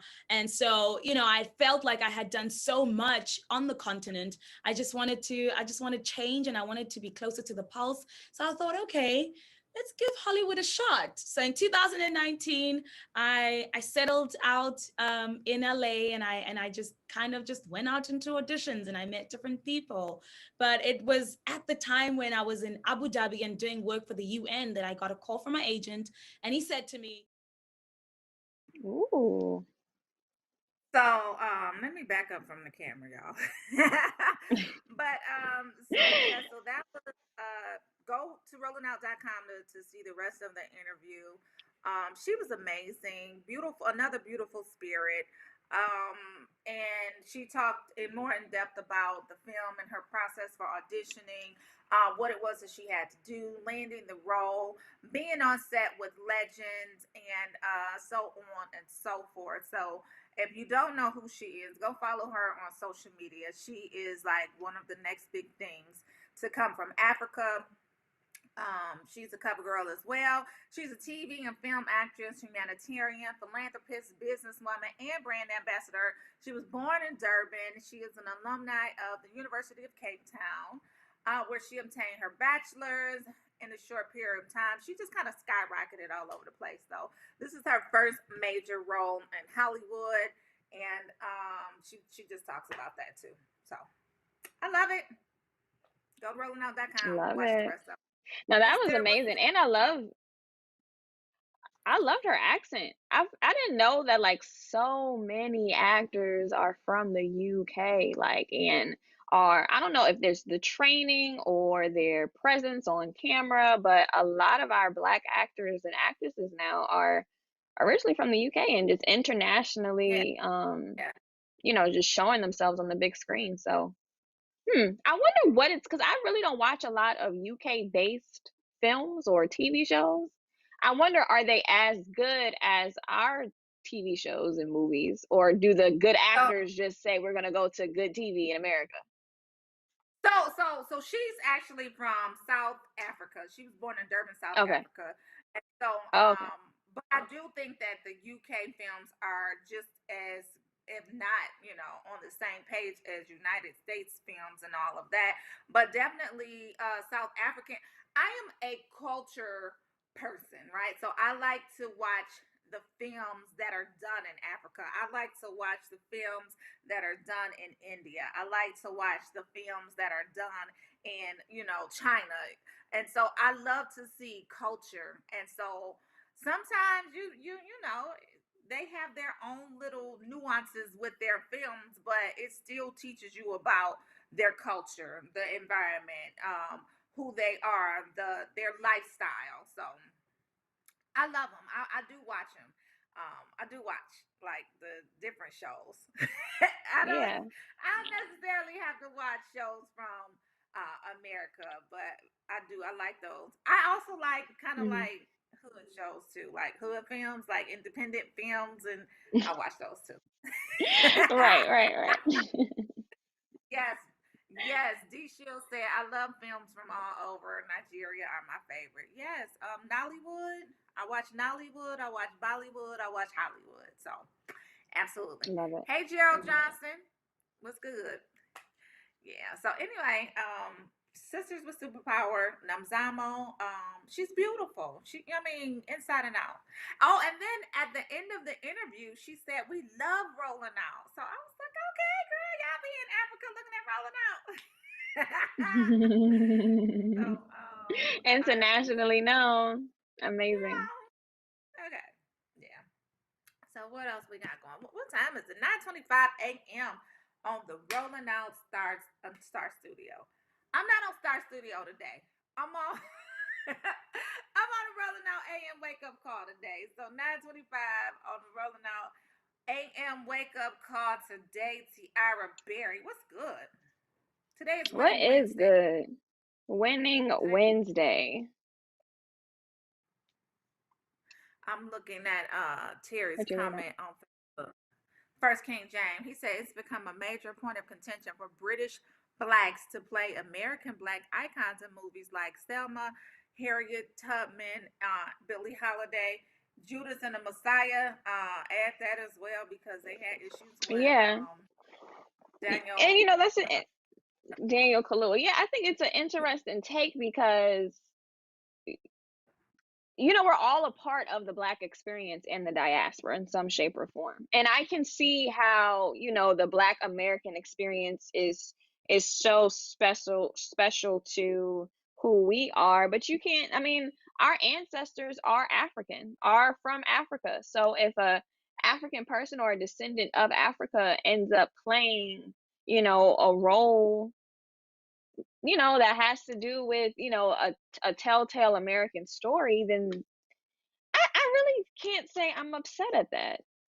I really don't see the fault, only because if we were to get a regular, I don't want to say regular, but just a American bred actor to play a Fred Hampton, they didn't go through the civil rights era. They didn't experience the same things that they were experiencing back then. They weren't a part of a chairman of the Black Panther Party. So what's the difference between Daniel Kaluuya doing it and Mikey from down the street? I don't see the big deal. I don't think it's cultural appropriation.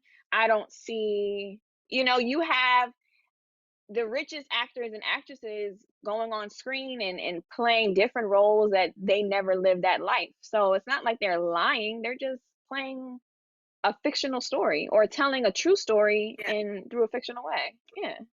They're acting. Exactly. They're acting. So D Shield says, true, we in America need to see us all as one, fade away from Jim Crow thoughts that we are different due to accents and upbringing locations. Agreed.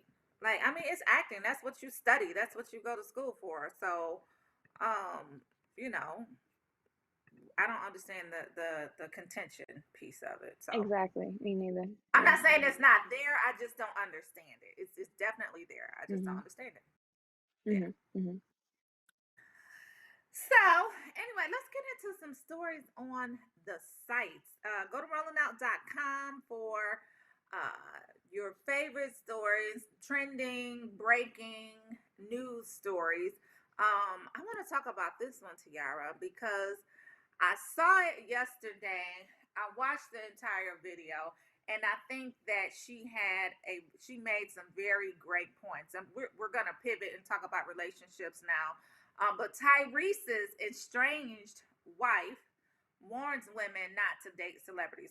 She has some really, really, really good points. And I know for me, I had developed my rules very early on after dating several.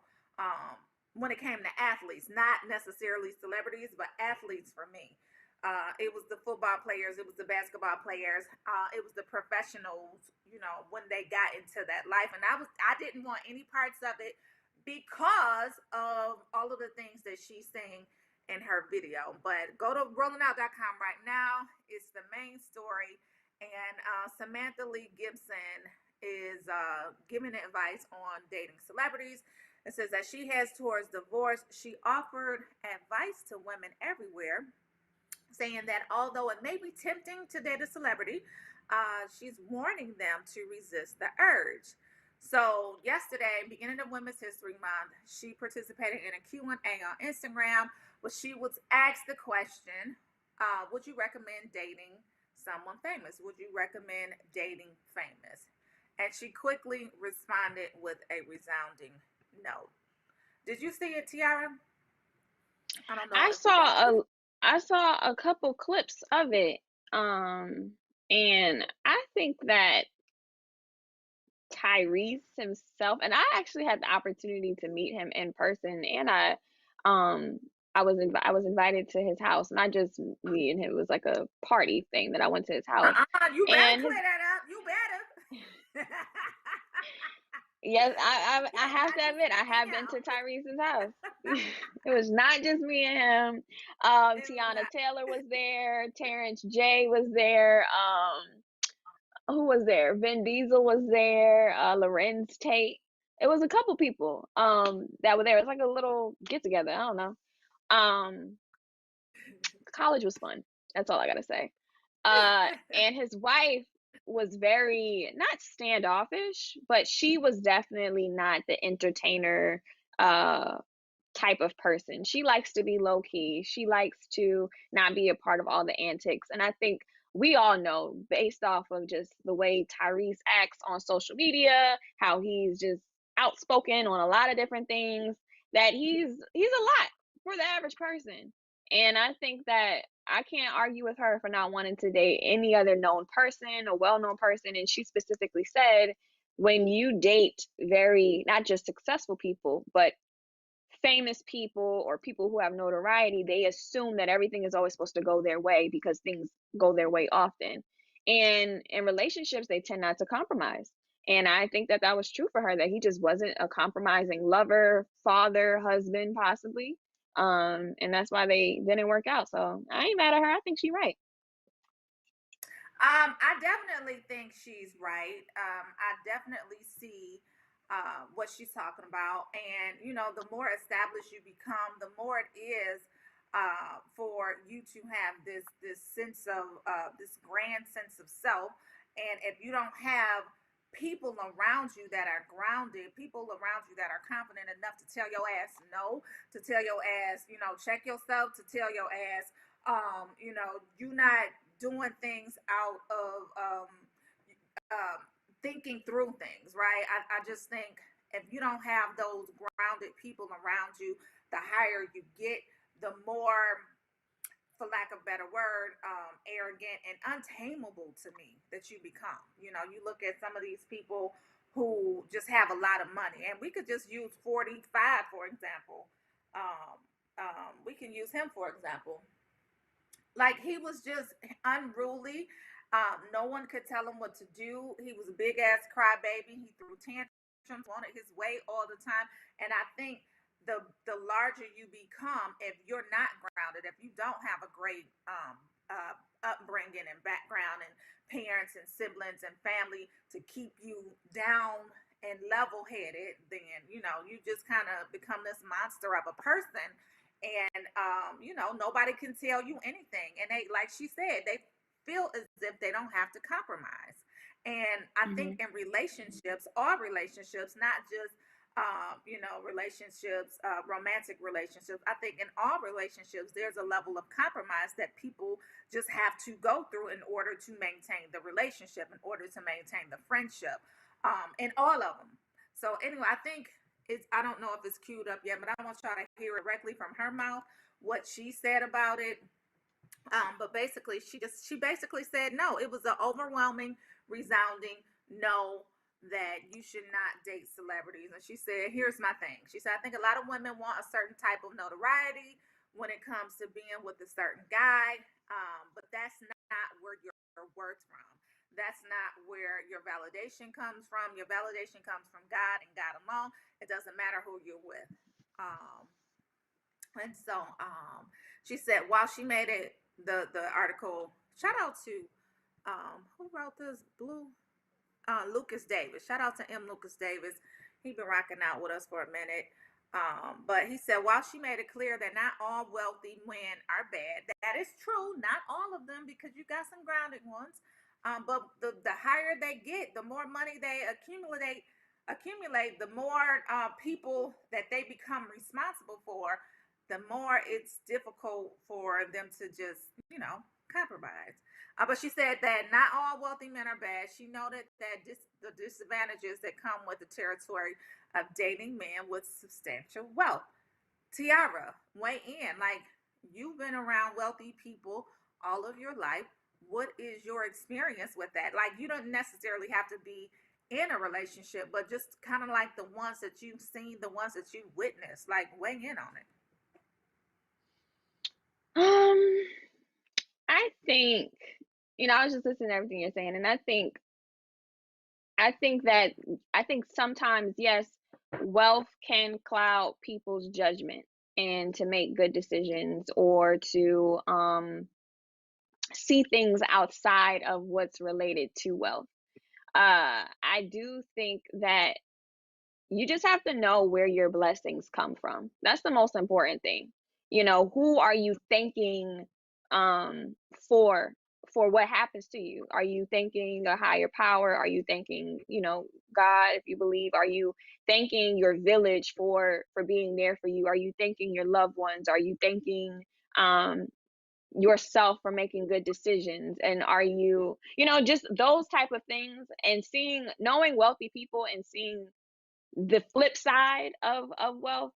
I think it's more so about the character building and how you define somebody's character based off of what they have and what they don't have. I think too many times, even looking at Forbes and talking about Jay-Z earlier, and everything is all about what's your net worth, but none of that really tells you what your worth is.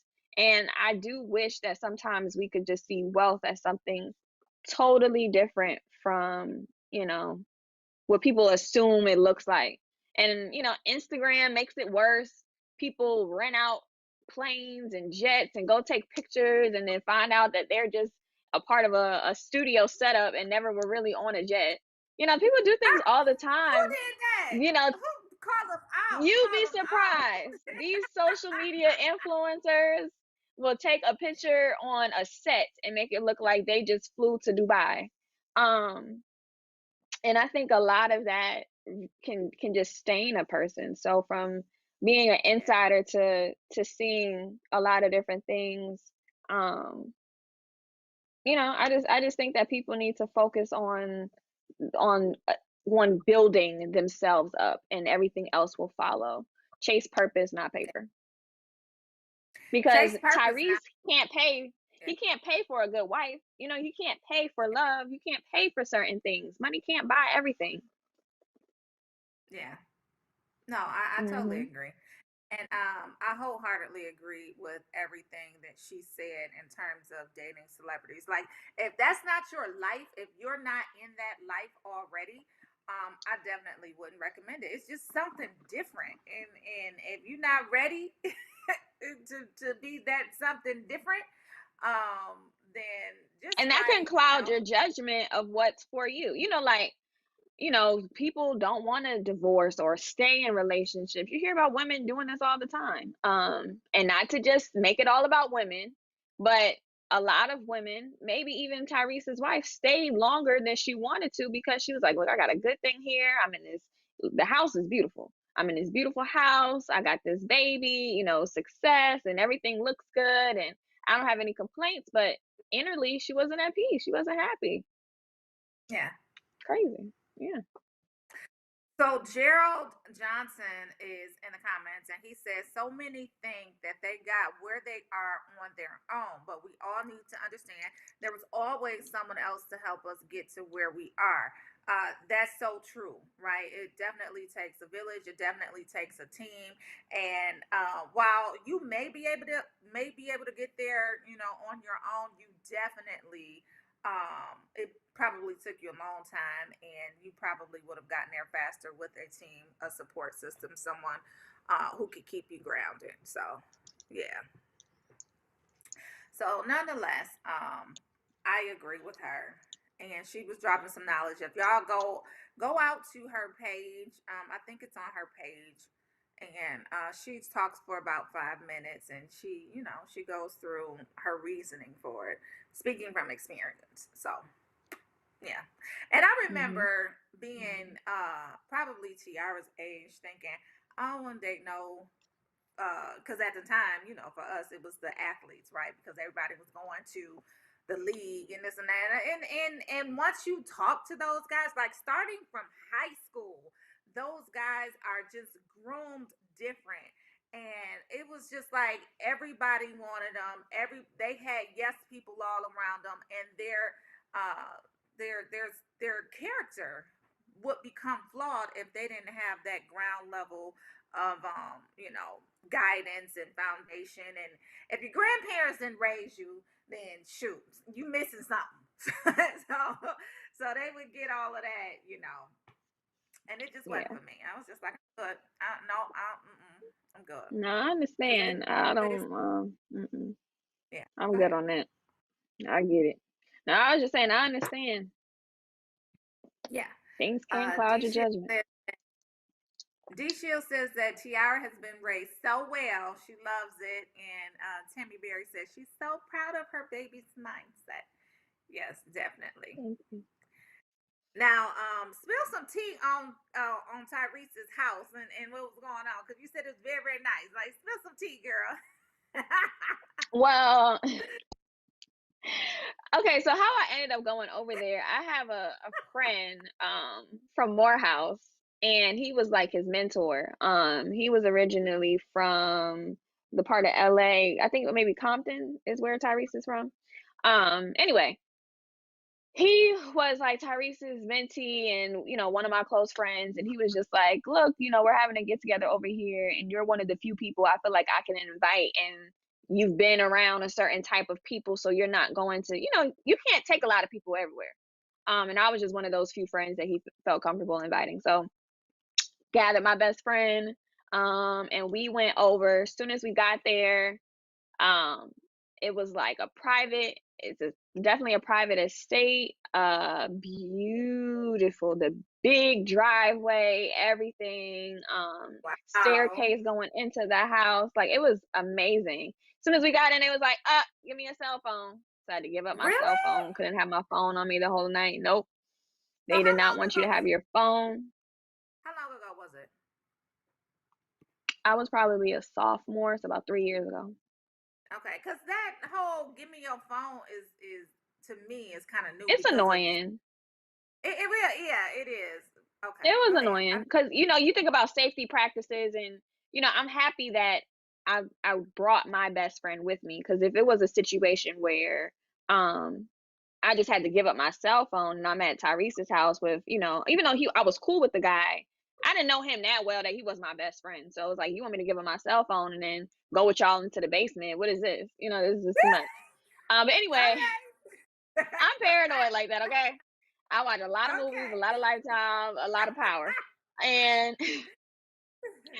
but anyway, it was all cool. We went into the basement and we saw the regular house. I saw the kitchen. Kitchen was gorgeous. And then we went to the basement, and then on the outside though, he had like a fire pit, and everybody was just outside talking on the fire pit. And that's when I got to chop it up with Lorenz Tate, who I had always wanted to meet since he was what was his name? Mad Dog or in what's that movie back in the day? Menace to Society. Yeah. I'm trying to. Yeah, I think. No, I'm looking. that was I'm the trying thing. to remember his name. Mad Dog, wasn't it? Something like that. But I know Mad you know who Dog? you're talking about. Yeah, O-Dog and Menace. Okay, that was his name. O-Dog. Whatever. So I had been wanting to meet Lorenz Tate, and then getting a chance to talk to him was cool, as well as Vin Diesel was there, Terrence J, who was with his old girlfriend at the time, Tiana Taylor, and her husband. Who? No, I was just gonna say, what was Terrence J girlfriend name at the time? Because I loved them together. That was the Barbie girl. Her name wasn't Barbie. No, Golden Barbie was her name. Her Instagram name, Jasmine Sanders. Yeah, that's her name. Love them Jasmine together. Sanders. Yeah, they were cute, and everybody was just chilling and having a good time. And Tyrese, he was a good host. He talked a lot. Like, he talks a lot. Even on Clubhouse. You go on Clubhouse now, he be on there just talking. But it was a good time. I mean, it's unfortunate that they're getting a divorce. Sometimes relationships don't work.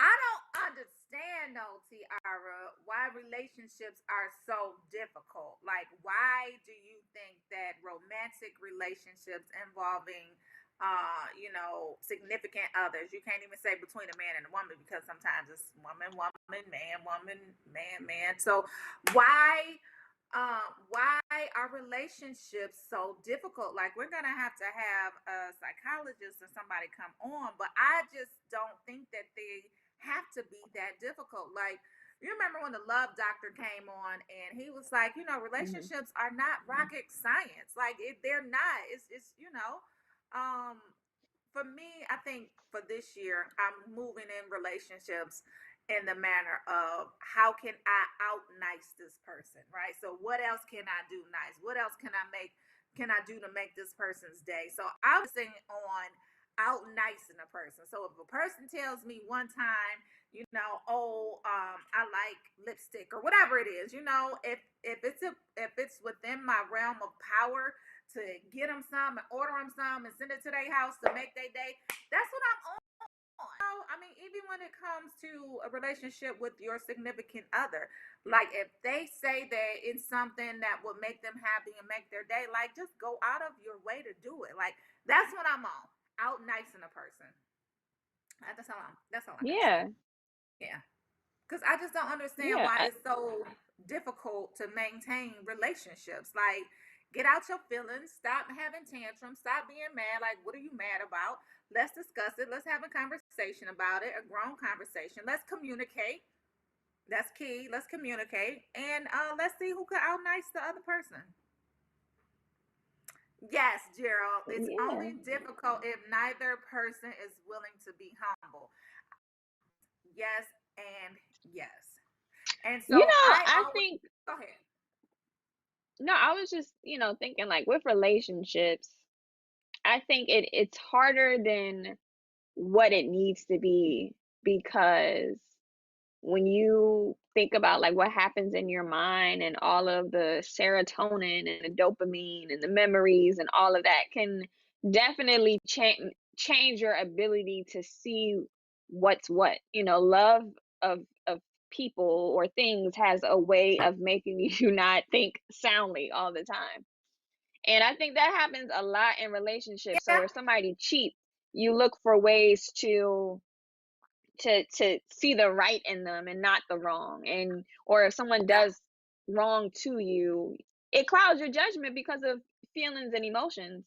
um yeah, and I think that happens a lot in relationships, and then it becomes toxic because somebody tells you they love you or they do something nice for you, or you realize, even if it has nothing to do with cheating, that you two just aren't meant to be. But soul ties and a whole bunch of other yeah, stuff that yeah, it's really, relationship to relationship basis, and it's hard to really ever understand, what love is. I was actually watching an Oprah interview with Cicely Tyson right after she passed, and Oprah asked Cicely, what's love? And Cicely was like, that's one thing I just can't answer for you. She's like, I know when I feel it, but I cannot define love. And I think that's yeah. true. Yeah, I definitely so there are a couple of things, right? So going back to the Love Doctor who was certified in what it was that he did, we're gonna have him come back. But one of the things that he did say was that of course he said that it's not rocket science, but he also said one of the number one things that makes a relationship work is what? It's respect, right? Remember, he went around the room and said, what do you think it is? And I was like, it gotta be communication. And he was like, communication is a big part of it. But before you get to communication, it's the respect piece. And then after respect, for me, it's the aspect of forgiveness. Because how can you truly say that you love someone if you're unwilling to forgive? And a lot of people miss this point as well, because with forgiveness, it really is something that you're doing for yourself, not for that other person. And it's like, when you don't forgive that other person in your mind, that's like you taking a poison and expecting them to die. You know what I'm saying? Like, you so mad that you're gonna take poison because you don't want to forgive this person, but this person over there living their life, they have no idea idea that you this mad at them and you just took the poison and you over here slowly eroding and dying because you don't want to forgive. So I definitely think that yes, he opened my eyes to respect is the number one. Communication might be number two, but forgiveness is definitely in there. Like, I don't understand how you can have any relationship with anyone without forgiveness, whether it's kids, friends, family, spouse, whatever. I think you definitely have to learn how to forgive truly, and lead with empathy and communicate, and just be open.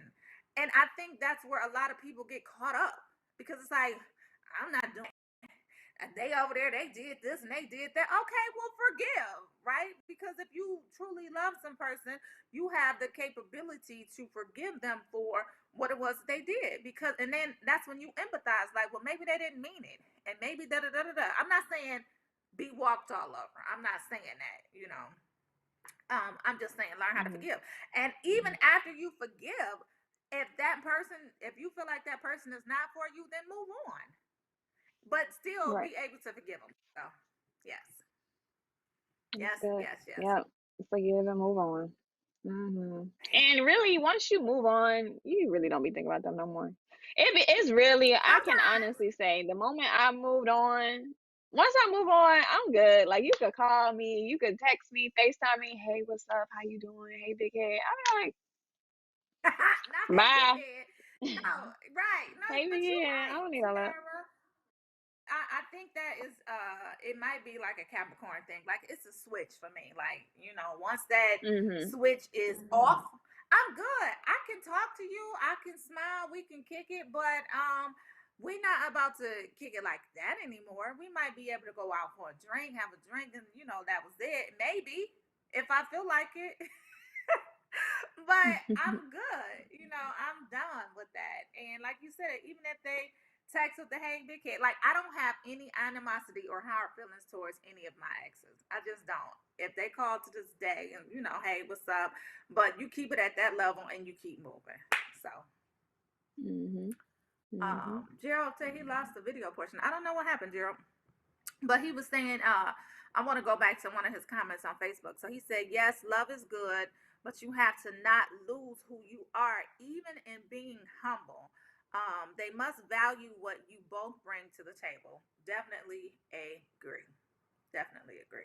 So, y'all, let's work on these relationships. Stop being all mad. Stop being all in your feelings.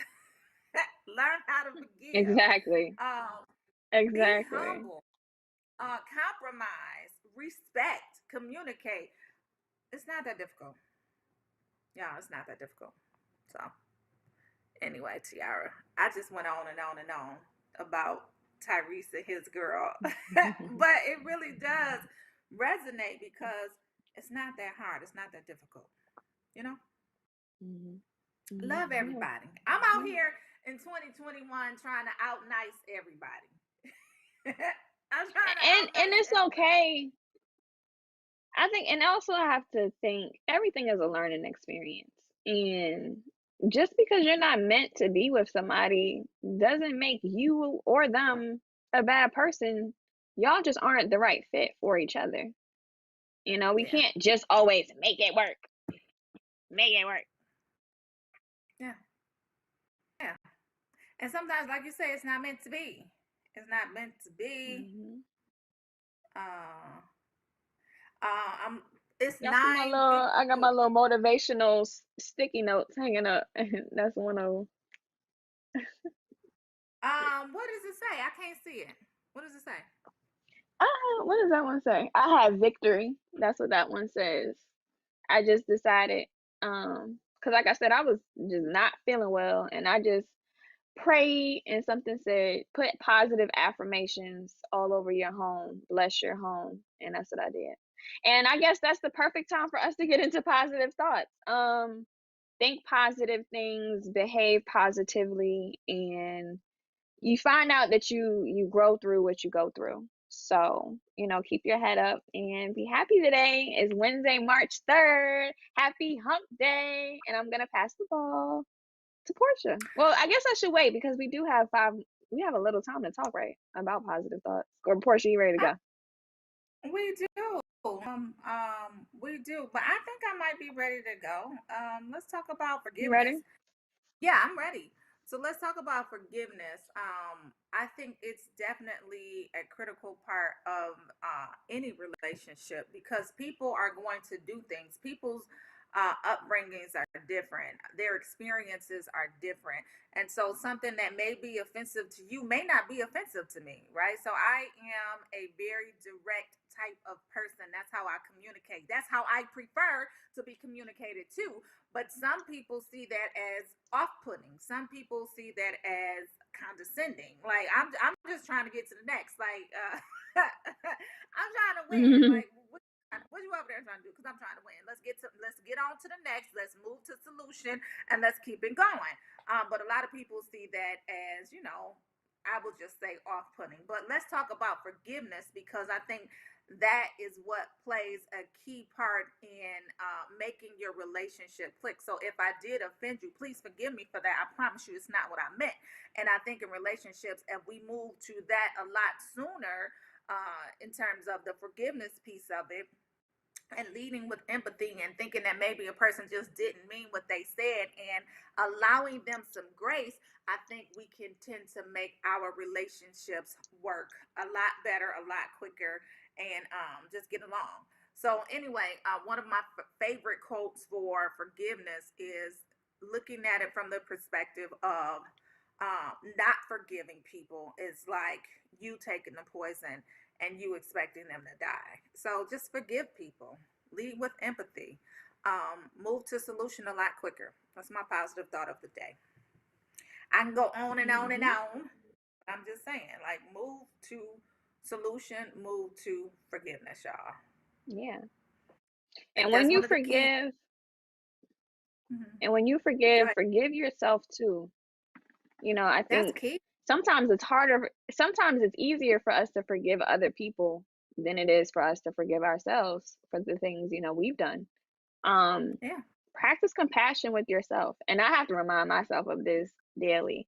But that's important too. When you think about what happened in relationships and you take inventory of, well, this is what I did and this is how I acted, and I need to, seek forgiveness, and not necessarily from a person, but forgive you, and Yeah. move on, be happy.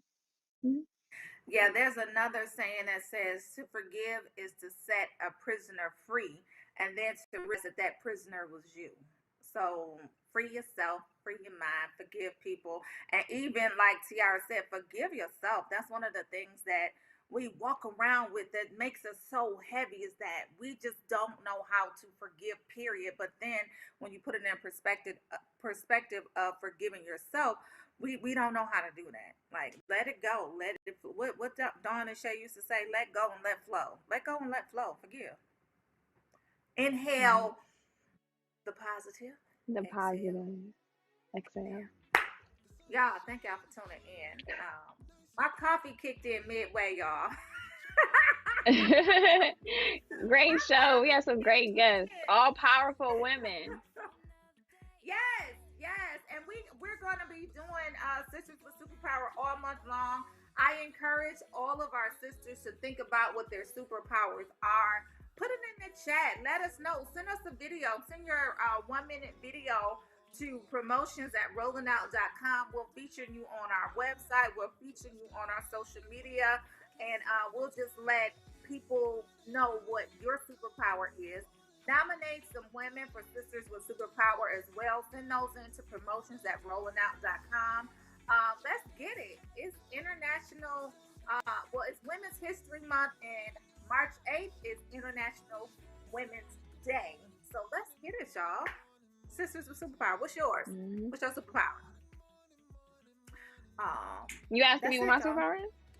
I'm just saying, Oh, period. Like everybody. What's your period. superpower? Period. What is your Thank y'all for superpower? tuning in. We forgive y'all. I mean, we forgive y'all. We do. We forgive ourselves too. Yes. Give yourself some grace, y'all.